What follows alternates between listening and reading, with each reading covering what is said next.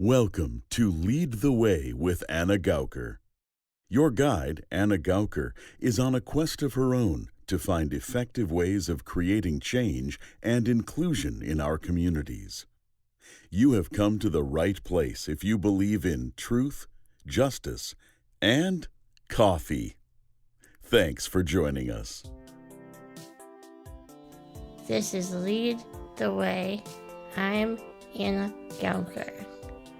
A while ago, we started this project to create a podcast that was motivated out of my campaign for local office, where I had the opportunity to meet a lot of people around my community of Madison, Wisconsin.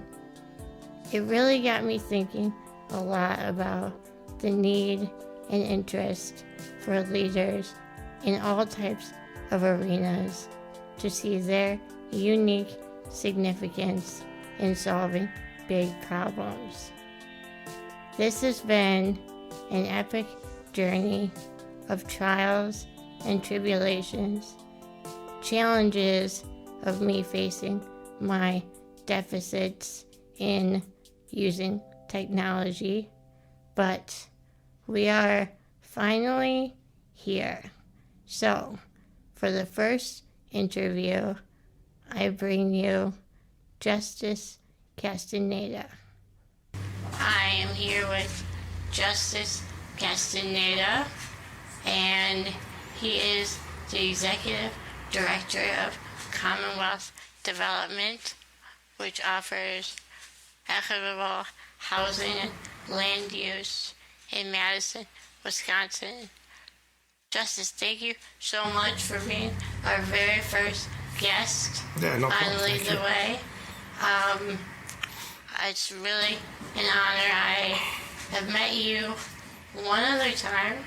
I was running for office a few months ago, and in that campaign, I was talking a lot about housing and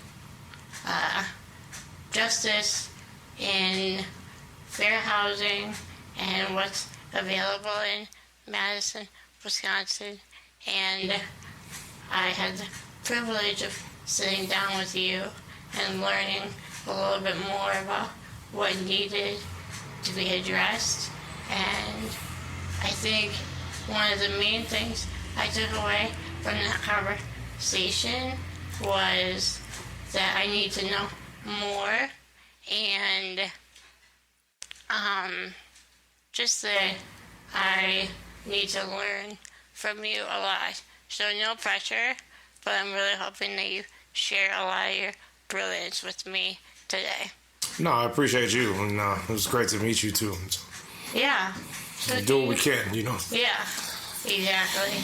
And you've had such a great career that's brought you to this current position.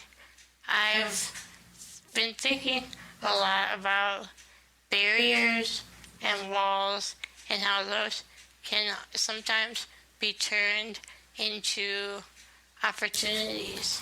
Mm-hmm. And with that in mind, I was wondering if you could share a bit about your career and what's brought you to this current position. Wow. That's a big... Yeah,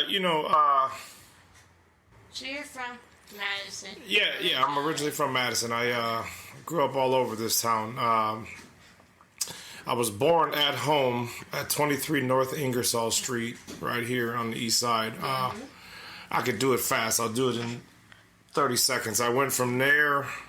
This is all before I was 18, but from there I went to 2115 Coolidge Street, which is over by Eakin Park, and then I went from there to 2237 Allied Drive, and then from there I went to 818 Troy Drive, and then from there I went to 470 North Baldwin, and then from there to 1410 Jennifer Street, and then from there to 510 South Few, and then I went to 1137 North Sherman, then 1134 East Gorham, and then I went from there to 3714 West Karstens, And then I went to 2231 Woodview Court, and then I went to 1029 and a half East Gorham, and then 1443 Williamson Street, and then 2702 Milwaukee Street, and then 3714 West Carson's, and then I went to the Marines.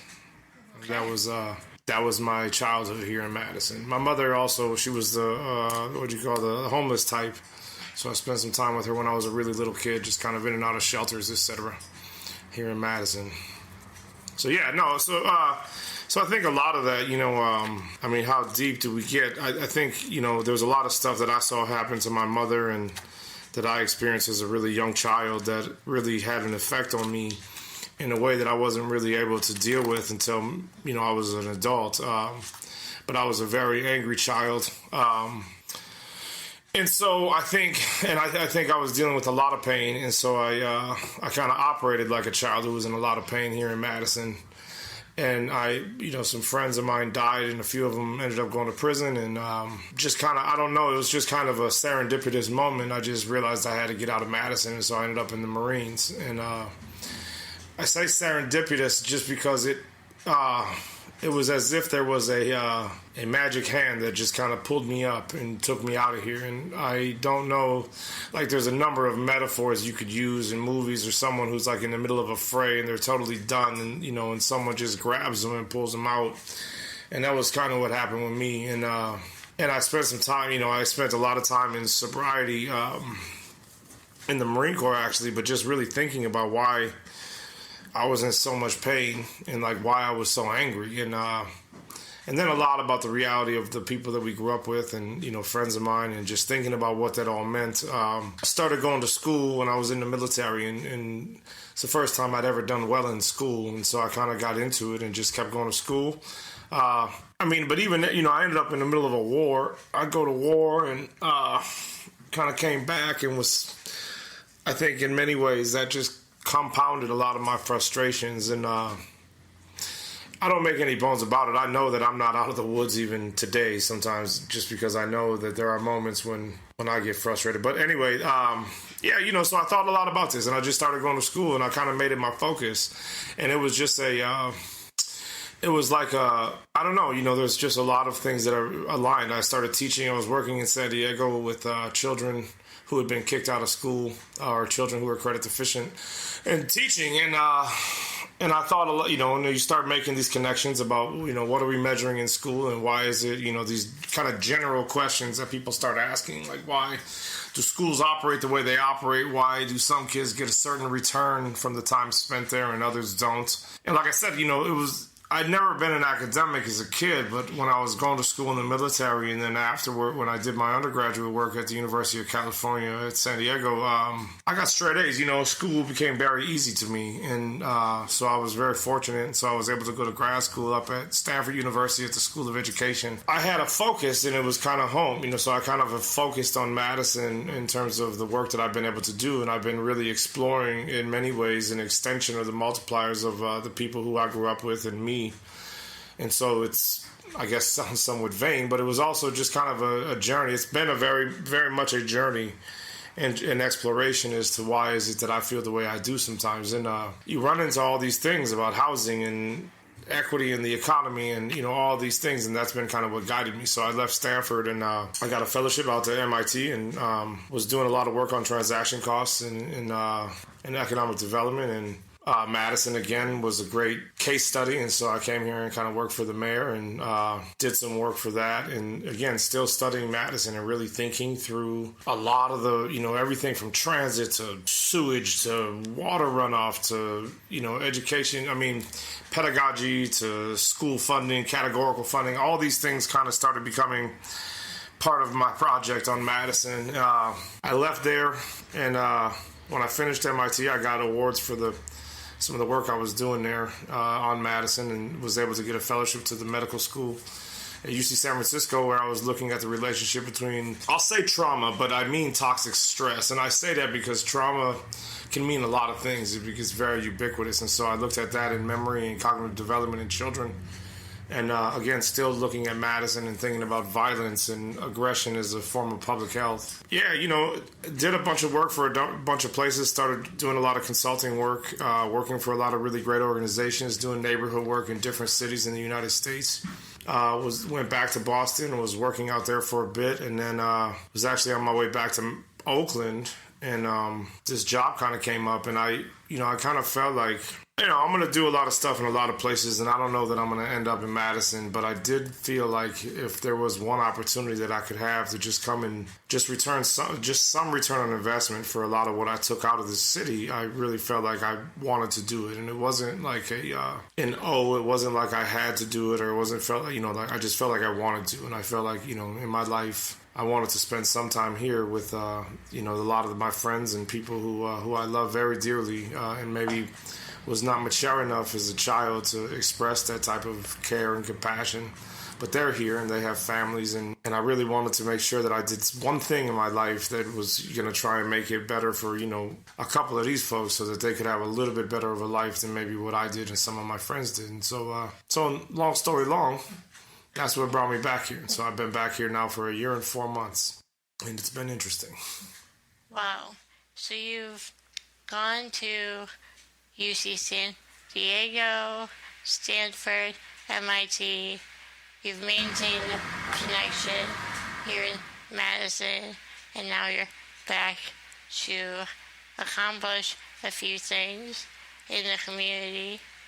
What are 3 things that you would like to see addressed while you're here in Madison? Well, I think on a personal level, I'm finishing my dissertation at the UW, so I need to finish that. On a professional level, in terms of internally, I really think that we should look at some of the peripheralized neighborhoods and make an honest effort at creating vibrant spaces where children could imagine growing up, and maybe, I always say, or think about a place where you could fall in love. And it doesn't have to be with a person. It could be with like cooking or running or reading or writing or gardening or whatever. But just thinking about the neighborhoods where a lot of our children grow up and where they live, and like the things that are incumbent, on us to do as planners or as just kind of the city, to think about these neighborhoods as places where we could imagine children living and loving and thriving. And I don't know that when you look at a lot of places that are, especially at the periphery of the city, neighborhoods that are these peripheralized pockets of concentrated poverty, that's what you see. And so I want to do something to get that conversation going. And within that, there's some stuff in terms of design standards and regulations, the way that we look at affordable housing development that I think could be addressed on a political level. Very specifically, in terms of our organization, I think, I promised this organization I would give them 5 years to kind of establish some protocol and some things in place, to put some things in place so that we would be steady moving forward. And so I think in terms of that, I'd like us in the Meadowood Park area, I'd like us to get to 50 units where we have healthy, affordable housing for amazing families who maybe have caught a couple bad breaks, but are really willing to come out here and invest in the place where their children live and the schools where their children go.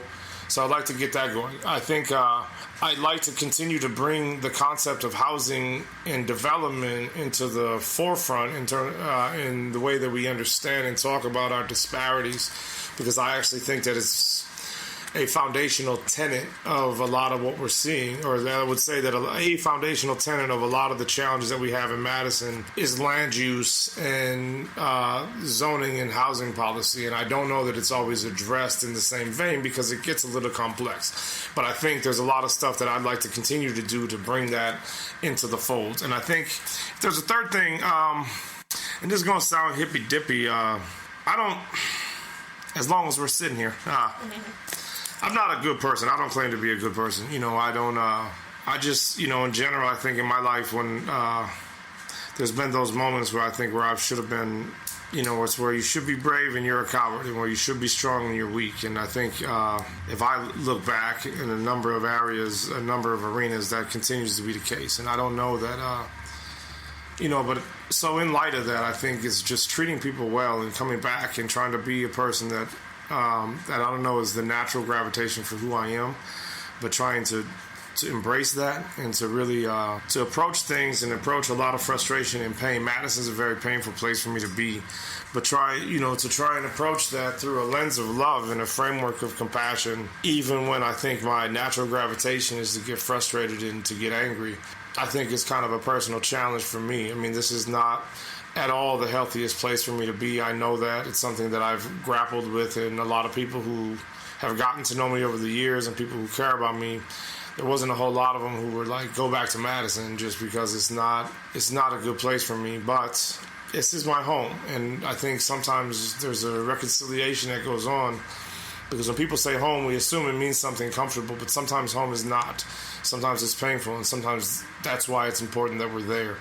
So I think all that to say is that I hope that through all this work that I'm doing, I hope I can keep this framework of audacious hope and critical love at the forefront. And I hope that in some way we as an organization here, we can kind of lead the way in showing people how we can do this. And these things are very serious. The issues that we're dealing with in terms of economic and educational disparities, the lack of housing, the prevalence of unhealthy housing, all these things are very real, and I think it's important that we take them very seriously, but I think it's also really important that we don't take ourselves too seriously while we address them. And so by leading with the conversation of love, I think is going to be really important and really critical, and so hopefully we're able to do that. So I don't know, I mean, those were three things that had like 100 different segues onto each, so but be good to the people I meet, and hopefully I'll meet some good people, and you approach every situation absent of self-interest, and you make more people laugh than you do cry, and at the end of the day, you hope that gravity takes care of the rest. So we'll see, I think that, I'd like to start with creating one unit of housing. Since I've been here, we haven't created anything. We've been doing some acquisition rehab work where we've fixed up, since I've been here, it was a 5-unit building on the west side that we were able to get into a really good state so we can get some families in there, establish comprehensive case management to support those families once they're in there. But we haven't created any new housing, and so I think one of my big challenges is to create some new housing. One of the projects that I'm working on right now, along with Briar Patch and Operation Fresh Start, has to do with people or young adults who have transitioned out of foster care and group homes in Dane County. It's interesting because in the newspaper today there was a conversation about everyone should really start continuing a conversation around sex trafficking, and kind of in that same wheelhouse for children who age out of foster care or group homes. We have 8 beds, I believe, in the county to support them. And as far as we know, in terms of children who have tried to access care or services, we have about 385 young adults who are in this situation. And when you think about what gets someone, how does someone end up in a situation where they're selling their body, or they're running guns or drugs or all these things, a lot of times when you look at it, it's lack of material goods to access basic needs. And so, and I wouldn't say that it is the cause of it, but it is a factor, lack of housing, lack of economic stability that leads folks to go down some of these roads. And so I want to create some housing. It's challenging because the young adults who we're talking about don't have money. And so it's like you have to figure out how to create housing for them and then subsidize the housing. So this is a project, and I think it's something that I'd like to grapple with and tinker with for a little bit. And I think we have some good partners in that work. Another big thing that we've been showing is that if we could stabilize housing, so thinking back to what you said before about some things that I'd like to do, I think the conversation of housing stability and looking at neighborhoods in terms of how are we creating environments where people can stay and want to stay, but can stay. Because in some of our neighborhoods, we have built-in destabilizers. And so a lot of the neighborhoods that are on the periphery, because of the way that we've done housing developments, it is very difficult to keep families in place when and if, let's say you get someone housing and then they get a job and they get a raise, they can get income restricted and they get moved out of the housing. which is horrible when you think about the impacts and the effects it has on schools and just neighborhood cohesion.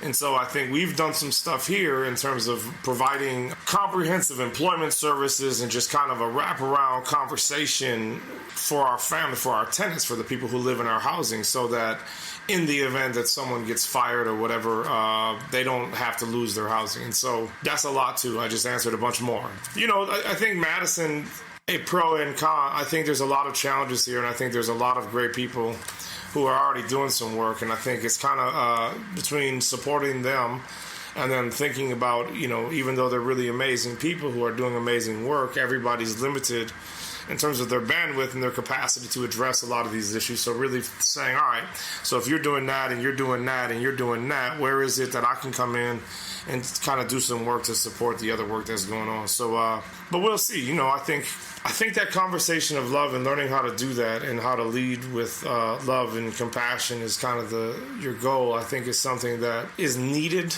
right now, and it's really hard for us. And even to understand it, I feel like the concept of love has been overly romanticized, and so it's turned into something that I don't know is holistic and as dynamic as the concept implies. And I take that from a bell hooks model. But in any case, so just those things. When you approach a project partner and you're talking about creating services for people who may not be able to pay their rent and leading with love, how do you get people on board?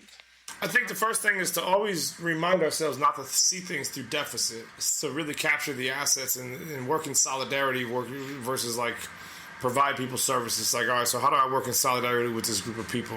If I needed this group of people to be on my team, what would they need?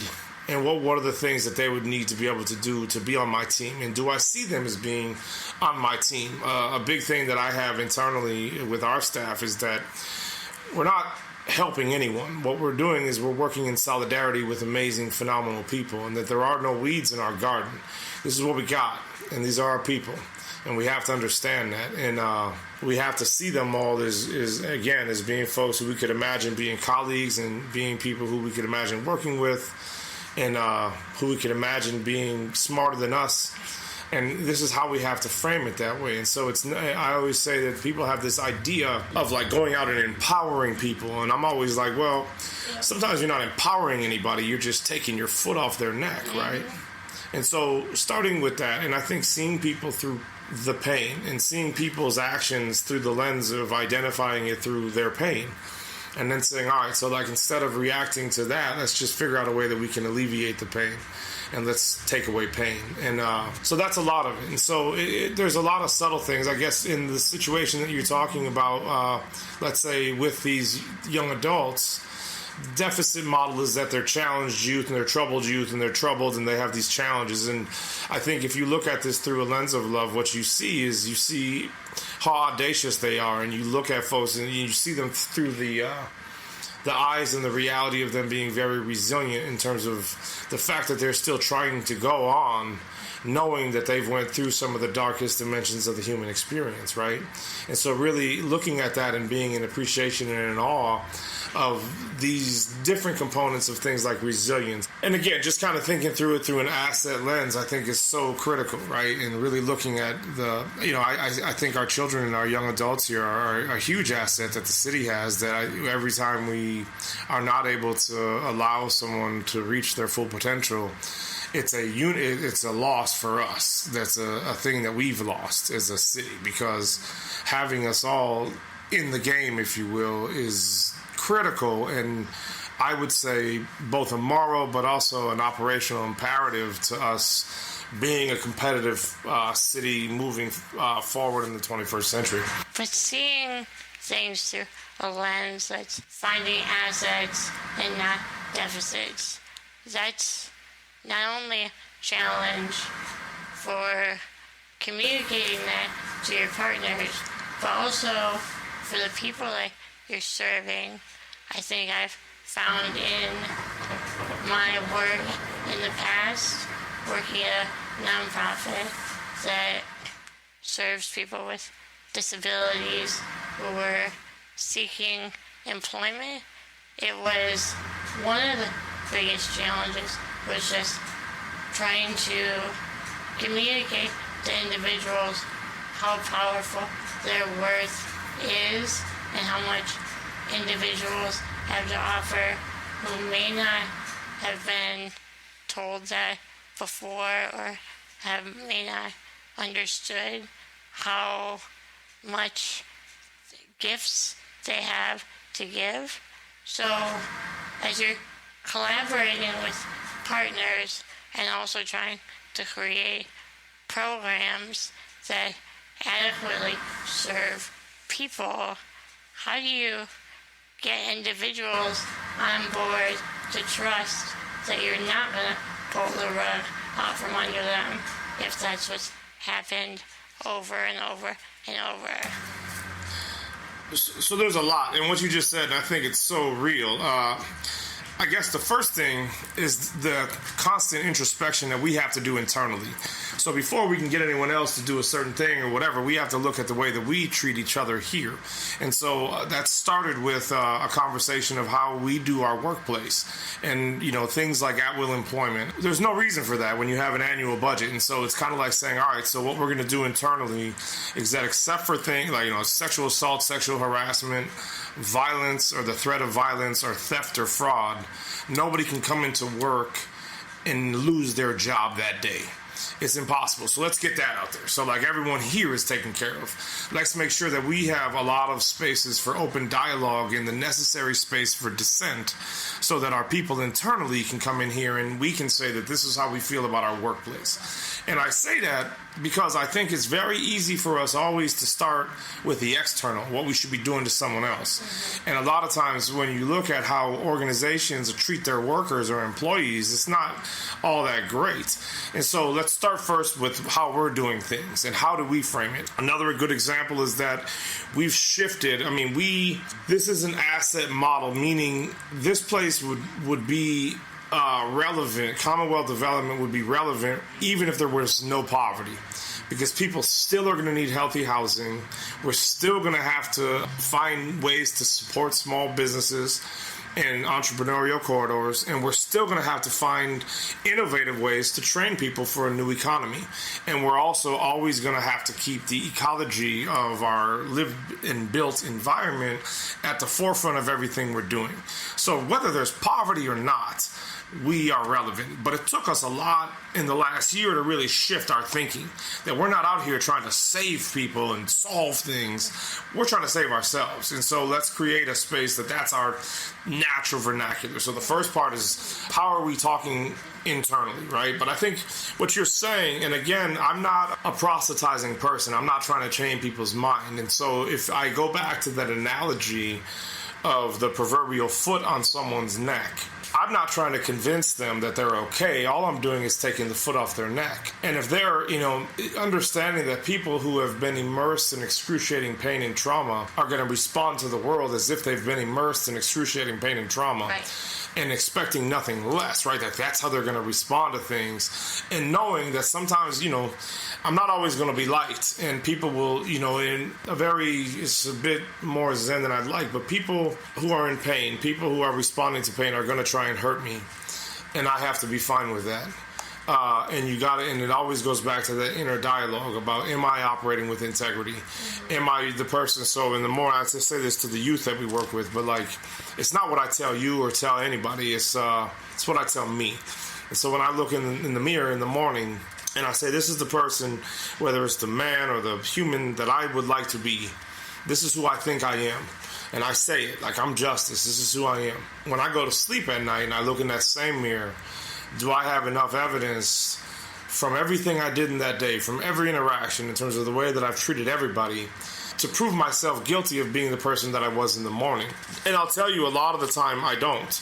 And there's a lot of times, again, where I am fatigued, and there's a lot of moments where, to this day, and I'm 38 years old, and, there's still moments where, there's this thing, Aristotle had this, the unexamined life is not worth living. And Malcolm X's take on that was, the examined life is painful. And I think that type of necessary introspection for the work we do is critical, because it brings us back, I just say return to center, right? So another Malcolm X thing is that people, if you grow up and you're taught to hate the roots of the tree, eventually you'll start to hate the tree. And I think a lot of people out here who are in a lot of pain, they really hate the roots of the tree. And they, and so they have started to develop a conception or a conceptualization of themselves based on what they understand of the roots of a lot of their pain.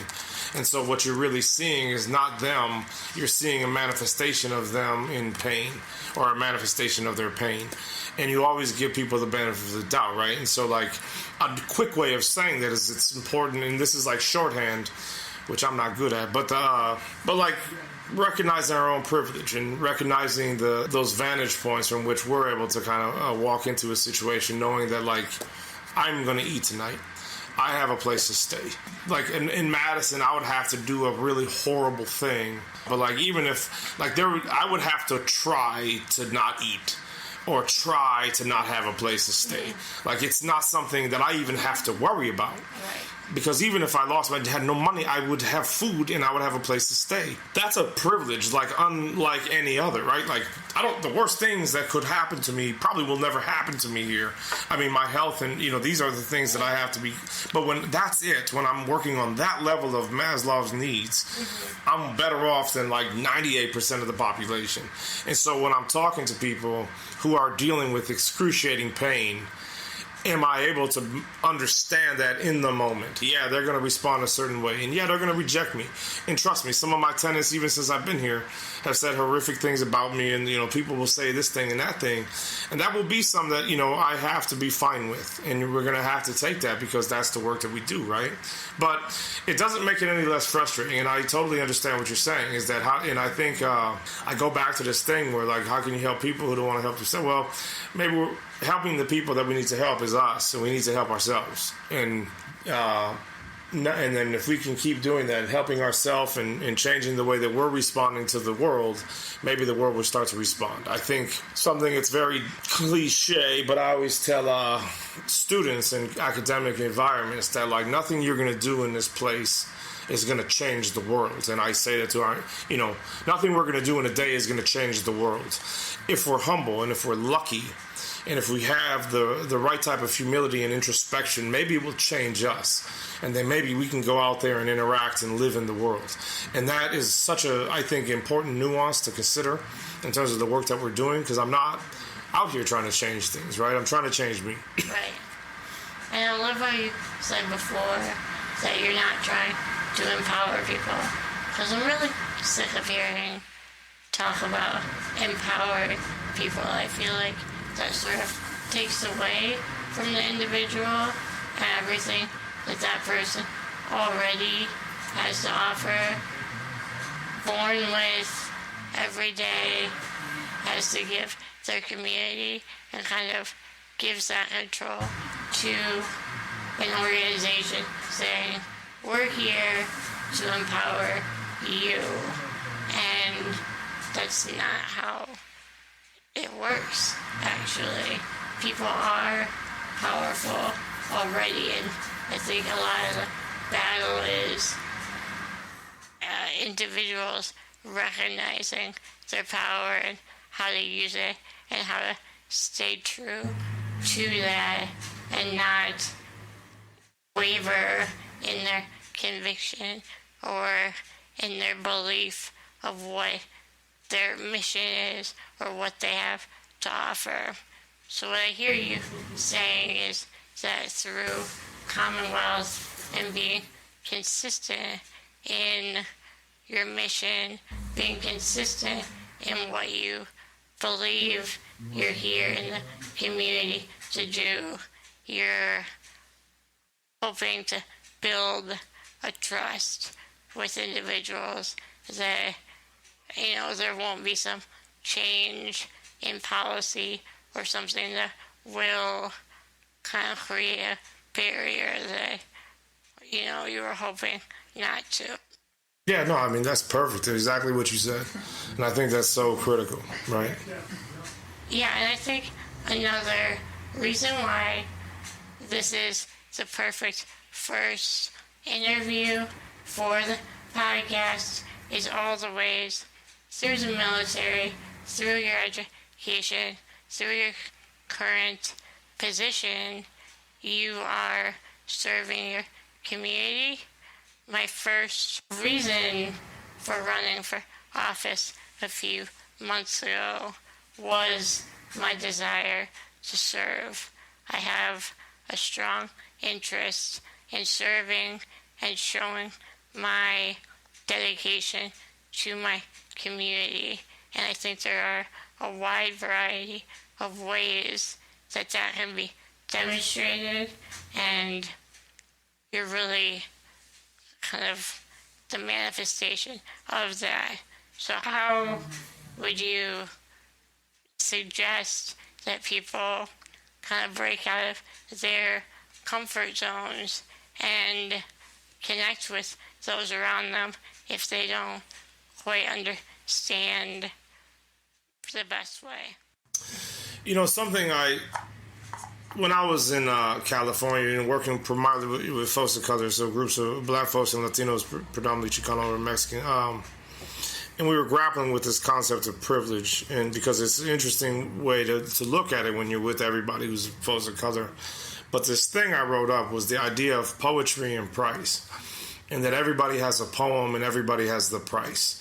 And the trick and the treasure is to find the humility so that we can be honest about both. And our poetry, our poem is the throes of life, the highs and the lows and the ebbs and the flows. And everybody's been hurt and hurt. And, you know, a lot of us, again, you know, and can we be honest about our own poetry and about who we are? And there is no way to measure your poem in marbles. And so, you know, when people have dealt with, again, the throes of humanity, there is no way to say that that's more or less. It's like, how do you do that? It's just, no, this is my poetry. And then your price is like, this is the things that I need to feel normal. These are the things that I need to consume. This is, you know, these are the things that I need to feel loved or respected, and just being honest about those things and coming out and just saying that this is how I feel and having that as being our starting point. But I think concurrent with that is also just asking ourselves, like looking outside and saying, are we okay? Are we okay with that? Are we okay with the way that is? And if not, I mean, going back to the introspection and analysis, it's like, if we're not, then let's really start thinking about it. But sometimes, and again, it doesn't have to do, I don't know that it always has to do with doing or acting upon. I think sometimes it's about finding that space so we can address the things internally that are driving us. And if you follow that school of thinking, it suggests that a lot of, I don't know if you would call this social pathology, but I would say that a lot of people who maybe display traits of racism, or I would just say intolerance. I don't believe in evil people. I think some people are in excruciating pain. Some people are very sick, and there's a few people who have been educated in very troubling ways. And but I think all of us, by finding that pain and being, you know, but some of that pain is so severe. I say that just because a lot of people, it's very difficult. It's that unexamined life is not worth living, but the examined life is painful. And for a lot of folks to really look at where that root of that pain is, it's a very excruciating place. And for them to really dig deep, it can be very difficult. So it's not for the faint of heart, right? And a lot of us, because of that pain, sometimes there's going to be many of us that will never be able to jump onto that on-ramp. And that's something that, again, it goes back to like, well, I have to do the things that I have to do for me, because I've been, you know, I have a bunch of contemporaries, people, you know, here in Madison. A big challenge for me has been kind of reconnecting with some people, even in a casual setting, people I grew up with. And there's moments when I revert, and I notice it. I was just at my 20th high school reunion on Saturday. And yeah, there's moments when I revert, man. On some level, I'm always 17 in this town. And I'm not going to change all these folks. Like, it's not my goal. It's not who the heck am I to think that I could do that or should do that. But it's to be in that space and to try and be the best person I can be in that space, and to maybe give people the space to find that stuff on their own. The people who want to, I think a lot of times, as you know, I mean, I think about you. I mean, how did you get into that, you know, to the thing where you were like, you know what, you're going to do something about it? And it starts with just saying that. I want to do something about this, and then going out there and you know, dropping some of the inhibitions about just showing up at the meeting and owning your voice, right? That you have a voice, and it's important that all of us hear from you, right? So you said you're giving Commonwealth 5-year commitment. How will you know in 5 years it's mission accomplished? Time to go. I don't know that I'm giving it a 5-year commitment so much as I've kind of picked that as an arbitrary space that I want to work backwards from. In terms of the work we do, I feel like that was a good first metric. So in 60 months, what are some internal controls? What are some procedures? What are some policy things that we can get involved in where we can start to be the organization that we'd like to be and that we'd like to say that we are? And then let's move backwards. And I think once we get those things done, I think then it's time to reevaluate where we can go next. So I don't know. I think in 5 years for me, when I said that when I got here, my sister was going to graduate high school in 5 years, and I felt like that was a reasonable amount of time. It shouldn't take that long, but for me to finish my dissertation, and I just felt like that'll be another stage in my life where I'll be ready to reevaluate what I'm going to do and what I'm going to be doing. I think there's a therapeutic component to that for me. I think just growing up here, I know that the fear, like where a lot of I don't know if it's aggression, but I think aggression, but the pain, but where my pain comes from or came from was fear of being stuck here. Mm-hmm. And just like that idea to me is excruciating. And I get nightmares. I wake up in cold sweats and of what that felt like just being a kid and feeling like I was stuck. Mm-hmm. And not even knowing how to name it or how to even identify it, right? And so I think a lot for me is just every day have to remind myself that I'm here because I want to be here, not because I have to be. And no one's begging me, no one was like, hey, Justice, you really need to come. That isn't the way it works. I came back here on my own volition. I came here and I chose to do the work that I'm doing. I'm choosing to be involved in the things I'm involved in. That moment when it's no longer comfortable, or if I feel like I'm not able to be the person that I'd like to be in that same analogy, then I think it's fine for me to reassess, right? But I do, in terms of the people, my colleagues and the people I work with, our board of directors, and I think our tenants and everything else, I did want to say that no matter what, I will give you 60 months and I'll come in here and I'll help you get to a place where we can, you always want to leave a place better than you found it, right? Like you always want to come in and you want to do a few things where the place is better off and the people are better off than they were when you found it. And so, and everything's like bowling scores, so they might be immediately better off, but maybe on the final frame, they're not. So it's, so that's it, so we'll see. I don't know. I don't have a place to go, like a next place to go. At some point I need to be on the Pacific Coast if it still exists. I got about 20 years left in the workforce, and then it's time to, get more privilege. But then at that point, I think it's time for me just to reflect on it all. Life is short, and I think I wasted a lot of time as a kid, and I think the mitigation and management of the pain from all that has been very real. And I think about it now that we don't have much time. That's the beauty of life, right? We don't have much time here. It's just speck, ashes and dust, right? In terms of the life of the universe. And so we got to find that moment to find joy and to find happiness. And I think I'm very privileged on a number of levels. I think my poetry, in terms of all things being relative, I'm a very fortunate, very lucky person. And I think my fortune comes from the fact that there's a lot of people who are better people than me who care about me, and that's just kind of that's just something that happened along the way. You meet really good people, and they care about me, and so I don't know. That's something that kind of keeps me going. But so I say that just because I'm really lucky that I get to even think about things like retirement and what happens afterwards and what happens later. What is your dissertation on?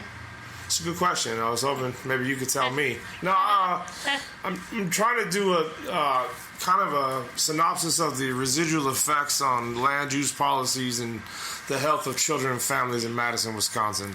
And that's something that I've been kind of doing. And then there's some little work in there about theoretic musing on violence and a little bit in there about the economic policies that we've kind of set in place as either as a result of or in response to a lot of the issues that we started or were the catalytic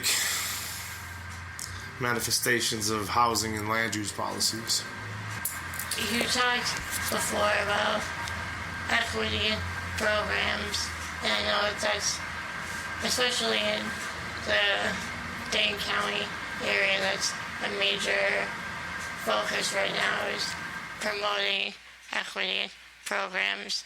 Do you have advice for government officials who want to achieve that?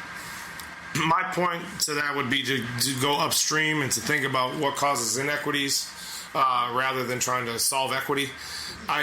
I worked with PolicyLink and a lot of the framing out of epistemic communities that became this equity conversation, and a lot of stuff bounced out of there, like your GARE, which is Government Alliance for Racial Equity. A lot of these things I found very problematic because they used equity in a very ubiquitous way where it started losing any, and so what you saw was like governments creating like an equity position, and that position had like no staff, they had no political clout, but like the government would be like, what do you mean we're not, but we got an equity person, so we're obviously equitable. I mean, and it was like, all right, man, that's not the point. And I think a way that I would address it in terms of what we understand as inequities in education and economic outcomes. One thing that I found when I did my research here previously, kind of the preamble to the work that I'm doing now, was that one of the questions that people are trying to answer, at least like ontologically, or what they're trying to the question that's being asked is, why are people poor? There's different arguments, and one is like, well, because they're lazy and historic oppression and because of historic and structural institutional racism and all these things. And they're all interesting arguments, and our programs and our policies all kind of come out of this conversation as to why are people poor. The question I asked is, what happens if we think about that in terms of why does being poor make you sick? And let's answer that question. And I don't care why they're poor. I do care that it makes them sick and that it makes children sick. So let's figure out a way where poverty doesn't make children sick and where we're not punishing children who are in pain and punishing children who are sick. And let's just do that. And so instead of, and I think that we will get a lot of mileage in finding out more about these root causes or upstream approaches to inequity or to equitable outcomes if we start with stuff like that versus just saying, I'm going to go out there and be equitable. Of course, who wants to be inequitable? And I think when we just say equity, and we don't really go at what we mean in terms of the upstream approach to getting there, or what are these social determinants, what are the environmental determinants, what are these things that are causing these inequities, and we don't want to address those, we leave ourselves very open to be critiqued on the concept itself. And I think it's not fair to the conversation. It does a disservice to the conversation when we're not disaggregating what exactly it is we mean by equity. Yeah, I think that a lot of times we throw these terms around because they sound good, and sometimes it's really helpful to redefine what it is we're talking about to actually maintain the focus where it needs to be. Yeah, so I think that I could ask you questions for the next 7 hours, and I would still not be completely ready to be finished, but I think that until next time, I really appreciate your time, and this was so helpful to me in understanding how we can be more proactive and better understand our individual purposes in this community. So thank you so much. No, thank you to you. I really appreciate you and everything you're doing. So thank you so much. That was the amazing Justice Castañeda. A big thanks to him for sharing his time and wisdom with us. This episode was brought to you by the talent and generosity of Buzz Kemper, Callie Haig, Tyler Willenbrink, and Liz Armstrong. I'm Anna Gauker. Until next time.